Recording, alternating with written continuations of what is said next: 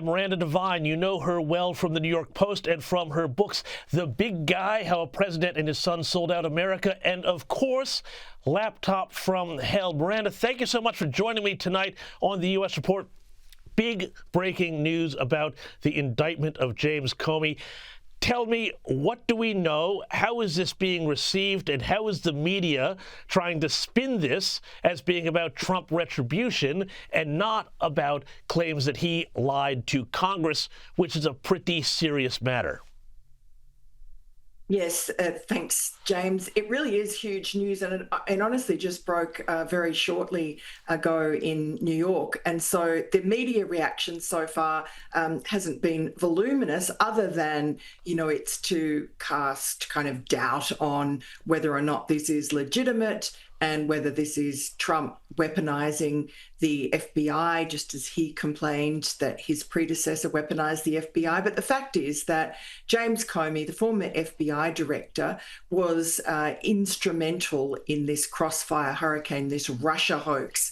He set out to entrap the president, and he really was responsible for crippling the first 3 years of Donald Trump's first term. So naturally, Donald Trump, who fired him probably too late, is out for blood and has been for many years, but that doesn't help you in the courts. And these are legitimate indictments brought down by a grand jury.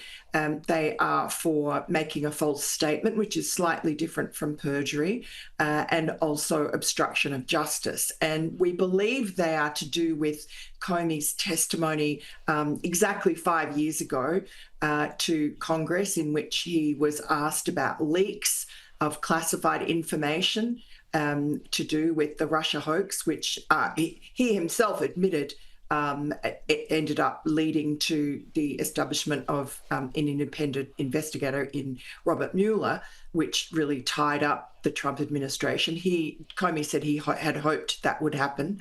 But whether or not, they seem to think that they've got him on lies, and certainly it was enough for a grand jury to agree. The grand jury apparently was given 3 charges and only decided on 2. The other one it threw out, one I think was perjury. So let's see where it goes. I think there's been a lot of internal turmoil in the Department of Justice. There are a lot of Biden holdovers, even Obama holdovers there, and Attorney General Pam Bondi has really been tackling a lot of its sort of internal warfare and has been sacking people left, right and centre. And it was only a couple of weeks ago that Donald Trump issued a Truth Social addressed specifically to his Attorney General, Pam. What are you doing? A lot of people aren't happy because basically people like James Comey and Adam Schiff nothing's going to happen to them. That's the word, that they're going to get away with it. And because the statute of limitations on these Comey perjury or false statement claims are due to run out on Tuesday, September 30, really the time was of the essence, and they needed to get these charges out before then. And so I guess Donald Trump was hurrying her up and had heard that there was turmoil and that there were prosecutors who were refusing to go ahead with this Comey prosecution. But Donald Trump installed his own prosecutor in the Eastern District of Virginia, a former lawyer called Lindsey Halligan. And she was only installed on Monday. And lo and behold, 3 days later, here we are. Well, it's fascinating, all of these investigations into what everybody who was investigating and trying to take down Trump, even before he became president a second time, have found, because we've also had this week news that the FBI, when they raided John Bolton's D.C. office, we remember when that happened a number of weeks ago, found classified documents. Now, you mentioned Adam Schiff before. He was one of the people who said, well, this is a huge problem for Donald Trump because there was classified material at Mar-a-Lago, but he's a classifying authority.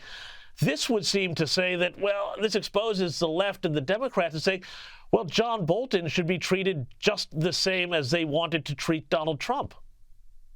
Yeah, absolutely. And look, that that case, the Bolton case, is still to go through the courts. But certainly the allegations are that he had classified material in his office and I think in his home. And presumably he was using that material to write his book, I think it was like Inside the Room or something, which was very anti-Donald Trump. John Bolton was very sore because Donald Trump got rid of him, and he thought that he was a crazy war hawk and just wanted more blood and mayhem. And that was true enough. I mean, he's an old neocon, and that's not what the MAGA base wants anymore. It's certainly not what Donald Trump favors. And so they fell out quite spectacularly. And sure. John Bolton wrote this warts and all book. And, it's very different, a president having classified material, or former president, because he's perfectly entitled to classify or declassify anything he likes. And so that's what Donald Trump claimed. And in the end, Donald Trump was not prosecuted for handling classified information. The person who was guilty, certainly there was information that the prosecutor, the special prosecutor looking into him, Robert Hur, found that there was plenty of evidence to show that Joe Biden had squirreled away classified information that he should not have, including during the time when he was senator. And yet Robert Hur said, but we're not going to go ahead and charge him because it's unlikely a jury would find him guilty because they'd see him as an elderly man with a poor memory. So he got away with that. No, we all remember all of the photos and vision of all those boxes stacked up next to the classic Corvette in Delaware.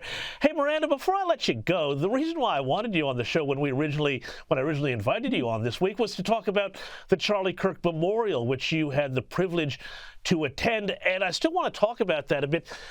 You were there in the arena.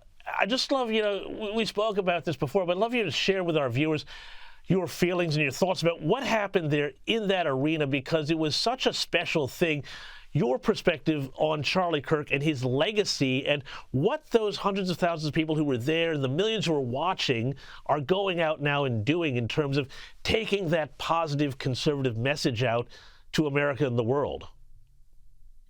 Yeah, I was actually right opposite the arena in the Fox setup. But look, an incredible occasion. And I think Erica Kirk's speech, in which she forgave the murderer of her husband, the assassin, was something that none of us will see again. And I certainly have never felt the emotion that everyone in that room felt.